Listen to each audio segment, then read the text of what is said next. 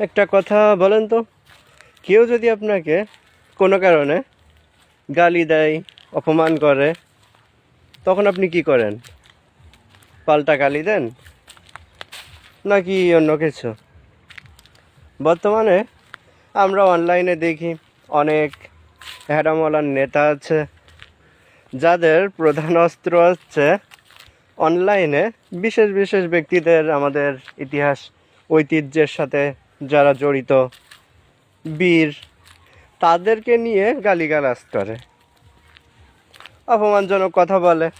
যেহেতু তারা আর এখন ডিফেন্স করতে পারবে না, তাদের বিরুদ্ধে বিভিন্ন রকম মিথ্যাচারও করে, তার থেকে তারা কিছুটা ভাইরাল হইতে পারে। সে যাই হোক,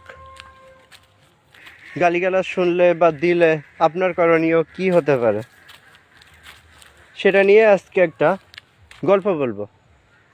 মহামানবদের একজন গৌতম বুদ্ধর একটা শিক্ষণীয় গল্প। গৌতম বুদ্ধ সম্পর্কে আপনারা তো নিশ্চয়ই জানেন যে কিনা মুষ্টি ভিক্ষা করত।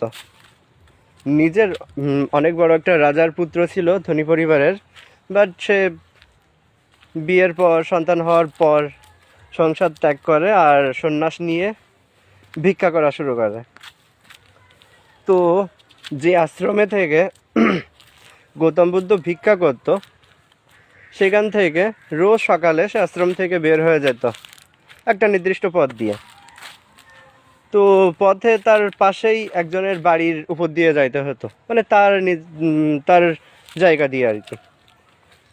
তো সেই লোকটা রোজ তাকে, মানে গৌতম বুদ্ধকে, তার বাড়ির উঠান দিয়ে ভিক্ষা করতে যেতে দেখে প্রচুর বিরক্ত হতো, মনে মনে গালিগালাজও করতো। তো একদিন কি করলো, সকালে যখন গৌতম বুদ্ধ তার বাড়ির পথ দিয়ে যাচ্ছে, তখন তারে দাঁড় করায়। তারপরে অকথ্য ভাষায় গালিগালাজ করে, অপমান করে যে তুই একটা রাজার ছেলে ছিলি, আর সেই সব রাজপাট বাদ দিয়ে এখন ভিক্ষে করে খাচ্ছিস, লজ্জা শরম করে না, আরও অনেক কথা, গালিগালাজ, অপমান, তিরস্কার।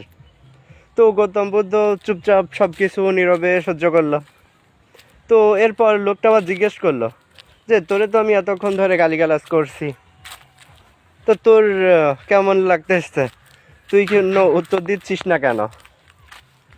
তো গৌতম বুদ্ধ তখন উল্টো তাকে একটা প্রশ্ন করলো যে ধরেন আপনারে কেউ কোনো উপহার দেওয়ার জন্য অপেক্ষা করছে, আপনি উপহারটা নেবেন না, তাহলে সেই উপহারটা আসলে কার কাছে থাকবে? তো লোকটা বলছে যে ব্যক্তি আমাকে উপহার দিতে চাইছিল, আমি যদি না নিই তো তার কাছেই থাকবে। গৌতম বুদ্ধ তখন শান্তভাবে একটু হেসে উত্তর দিল, ঠিক সেইভাবেই আপনি আমায় গালিগালাজ, অপমান, তিরস্কার যাই করেন, যদি আমি তা নিজে গ্রহণ না করি, তাহলে নিশ্চিত সেটা আপনার কাছেই থাকবে। একইভাবে বর্তমানে আমাদের দেশে যেসব পাতি নেতা, আমাদের অতীতের যারা বীর, তাদের নিয়ে অপমানজনক কথা বলে, গালি দেয়,